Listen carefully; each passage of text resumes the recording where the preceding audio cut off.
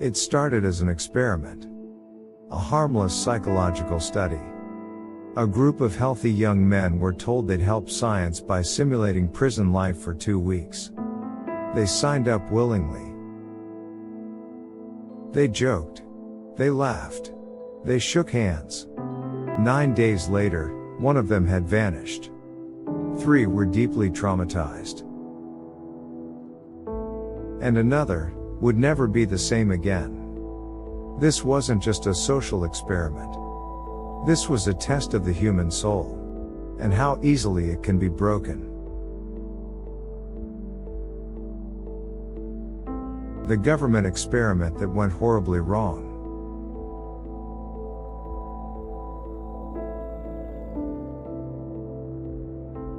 The hidden agenda. In the early 1970s, America was a country gripped by unrest. The Vietnam War, Watergate, civil rights protests. The public no longer trusted the government, and the government, in turn, no longer trusted the people. Behind closed doors, a handful of behavioral scientists and military contractors began exploring something new: psychological control. Authority under pressure. Obedience, submission, and the point at which a person stops being themselves. Under the codename Project Calyx, a classified experiment was greenlit by the Defense Behavioral Research Division, a group so obscure it barely existed on paper. They turned to Stanford University, a prestigious institution. Respected. Credible. No one would question a study run there. The public was told it was a basic simulation. It was anything but.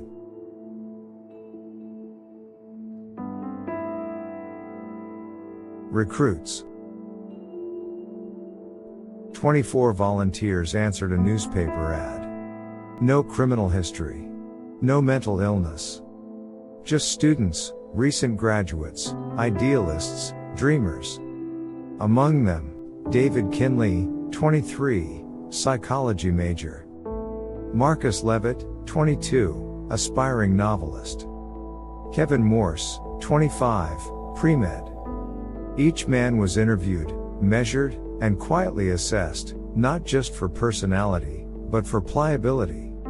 They were told they'd live in a simulated prison for 14 days.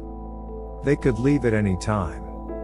They were never told about the true sponsor, or what would happen once the doors closed.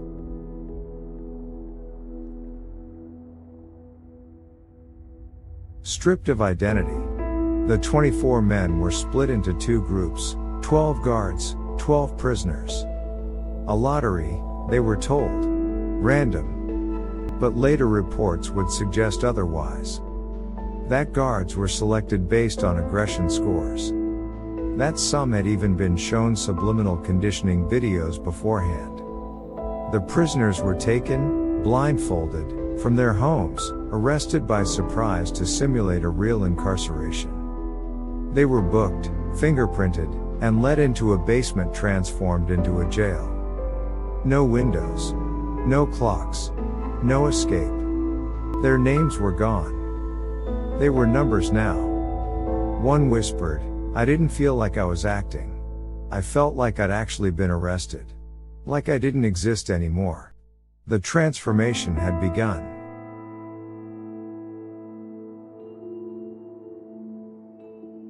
Descent into madness. At first, it was quiet. Then, the guards grew bored. Then, cruel. Guards invented punishments, forced squats, lineups, degrading chants. If prisoners complained, they lost food. If they cried, they were laughed at. Within 48 hours, David Kinley began showing signs of severe stress, confusion, trembling hands, paranoia. He was placed in solitary. A closet. No light. No sound. For 8 hours. When researchers observed his condition, they didn't stop it. They took notes. Marcus Levitt tried to help David. He offered his meal. He got slapped across the face. The guards were no longer pretending. They had become their roles.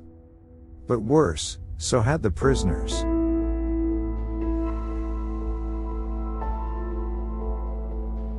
The disappearance. On day 5, everything changed.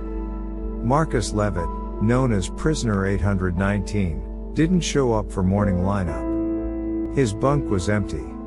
His shoes gone. A guard said he'd been taken for medical testing. But no log showed his removal. Prisoners asked questions. They were punished. That night, guards threatened a revolt crackdown. They screamed into cells.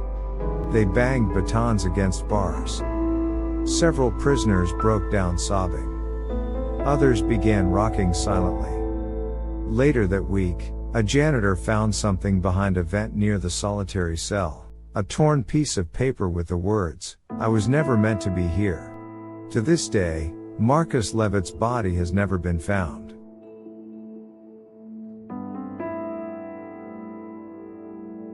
Silent resistance. Kevin Morse decided he couldn't take it anymore. He feigned illness. He vomited in his cell.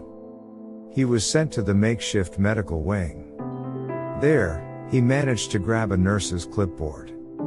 He scribbled a message, "We are not safe. This is not an experiment anymore." He left it in the nurse's locker. It was found 3 days later, but the nurse never returned to work. Kevin was taken to an isolated room, far from the mock prison. No windows. No bed. Just a chair and a speaker on the wall that played static for hours at a time. He emerged 2 days later. His hair was patchy. His eyes blank. He never spoke of what happened.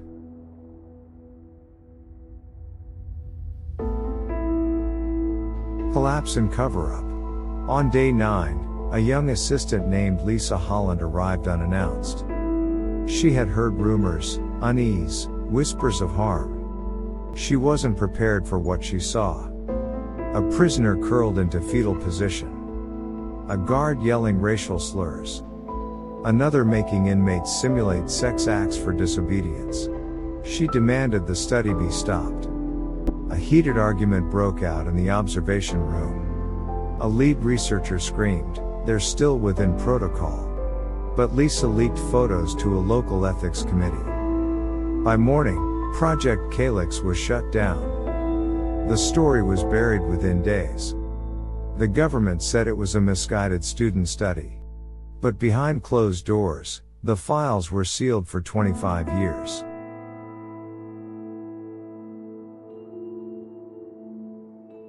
Aftershocks. David Kinley moved home. He never held a full-time job again. He suffered from nightmares and seizures for the rest of his life. Kevin Morse became a therapist, but refused to speak publicly. He died by suicide in 1994. His note read, "It never left me." Lisa Holland was fired for breaking confidentiality. She later sued Stanford. She lost. The families of the participants were given small settlements and non-disclosure agreements.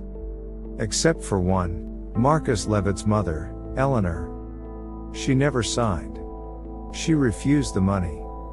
And until her death in 2009, she campaigned for answers. "Someone knows what happened to my son," she once told a reporter. "They just won't say it out loud."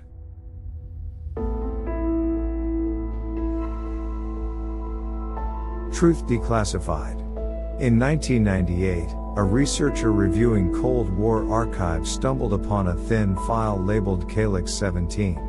It contained diagrams, transcripts, and memos. One document read, "Subject compliance increases under perceptual disintegration. Recommend further use of chamber stressors." Another listed Marcus Levitt as subject M13, non-responsive, relocated for silent observation. His location was blacked out. The researcher tried to go public. Within months, his access was revoked. No official explanation was ever given. But the evidence was enough. In 2003, the American Psychological Association formally condemned the experiment. Too little, too late.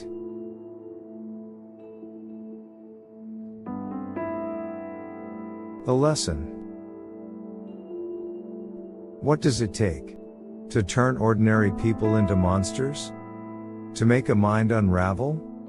To erase a name, a soul, a human being? Sometimes, it doesn't take violence or weapons.